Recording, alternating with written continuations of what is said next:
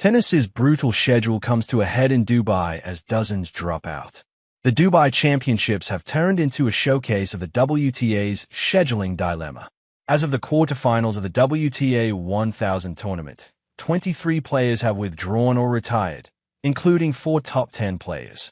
The latest dropout was 2026 Australian Open champion Elena Rybakina, who retired in the third set of her round of 16 match against Antonia Ruzic on Wednesday.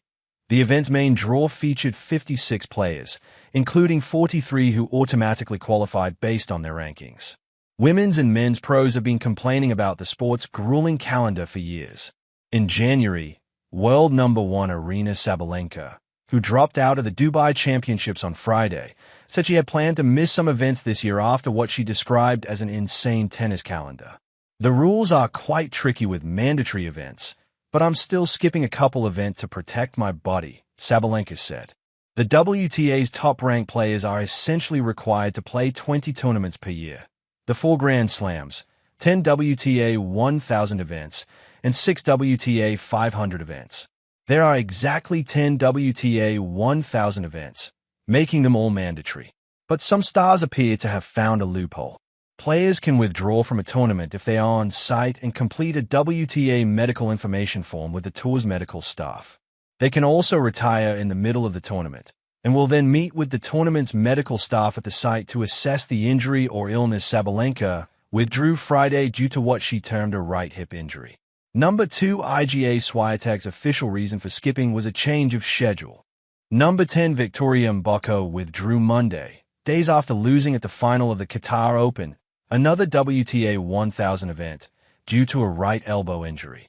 The withdrawals have frustrated Dubai tournament director Salah Talk, who told the National that there should be harsher punishments for withdrawals, including docking ranking points. At the moment, withdrawals will score 0 rankings points for tournaments missed. In an effort to address scheduling issues, the WTA announced Tuesday the creation of the Tour Architecture Council, a 13-person panel led by world number 5 Jessica Pegula. There's been a clear sentiment across the tour that the current calendar does not feel sustainable for players given the physical, professional, and personal pressures of competing at the highest level, WTA Tour Chair Valerie Camillo wrote in the announcement letter sent to players and tournament officials. World number 4 Coco Gauff, who advanced to the quarterfinals in Dubai on Wednesday, said she doesn't believe players should be docked points for missing tournaments. For this point in the schedule, I think it's hard to play all the tournaments now that they're 2 weeks. I think the ask of players are becoming more and more, Gauff said. I do understand the tournament side. They obviously want the players there. In the past, I think top players have always come to Doha and Dubai. This draw has historically been a tough draw. I don't think it's fair for players to get dock points. I think, if anything, we should have an optional 1000 like the men do with Monte Carlo. I think that's a little bit harsh in my opinion.